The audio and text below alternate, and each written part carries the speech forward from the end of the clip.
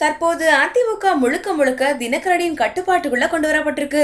தினகரனுக்கு கட்சியிலும் ஆட்சியிலும் செல்வாக்கு பெற்று வர்றது சசிகலாவோட கணவர் நடராஜனுக்கும் தம்பி திவாகரனுக்கும் பிடிக்கல. இதுல தினகரன் திவாகரன் மோதல் உச்சகட்டத்தை எட்டியிருக்கு. குறிப்பா திவாகரனோட சம்பந்தியான கூடுதல் எஸ்பி ஜெயச்சந்திரனை கரூருக்கு தூக்கி அடிக்கவும் தினகரன் உத்தரவிட்டிருக்காராம். இது சசிகலா உறவினர்கள் குடும்பத்துல பெரும் பூகம்பத்தை ஏற்படுத்தியிருக்கு. இந்த நிலையில சசிகலா சிறையில இருந்தபடி தினகரன், நடராஜன், திவாகரன் ஆகியோருக்கு செல்போன்ல பேச்சுவார்த்தை நடத்திருக்காங்க. அதுக்கப்புறமா அவர்களுக்குள் சில ரகசிய உடன்பாடுகளும் ஏற்பட்டிருக்கு. இதனால கடந்த சில வாரங்களா பொது நிகழ்ச்சியில கூட கலந்துக்காம நடராஜன், திவாகரன் ஆகியோர் தவிர்த்துட்டு வராங்க. இந்த நிலையில கடந்த வாரம் அதிமுகவின் கட்சி பத்திரிகையில டிடிவி தினகரன் பலரை கட்சியில சேர்ப்பதற்கான அறிவிப்பை வெளியிட்டாரு.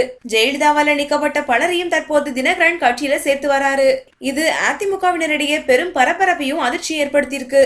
இப்படி இருக்கும்போது ஆர்கே நகர்ல சசியோட விருப்பம் இல்லாம தினகரன் தன்னை வேட்பாளரை நிறுத்திக்கிட்டாராம். நேற்று நள்ளிரவு வரைக்கும் ரொம்பவே மன உளைச்சல இருந்திருக்காங்க சசிகலான்னு சொல்றாங்க. ஆனா கடைசி நேரம் வர வழி இல்லைங்கிறதுக்காக சம்மதிச்சிருக்காங்கிற பேச்சும் அடிபடுது. ஒருவேளை ஆர்கே நகர்ல தப்பி தவறி டிடிவி தினகரன் வெற்றி பெற்றாருன்னா அடுத்த பலியாடி எடப்பாடி தான். சசிகலா விருப்பத்தையும் திவாகரன், நடராஜன் விருப்பங்களையும் மீறி தினகரன் முதல்வராயிருவாரு. அதுக்கப்புறமா முற்றிலுமா சசிகலாவோட உறவை ஒழிச்சு கட்டிடுவாரு தினகரன். இதனால அஞ்சு அடங்கிட்டு இருக்கு மன்னாரன் கம்பெனி.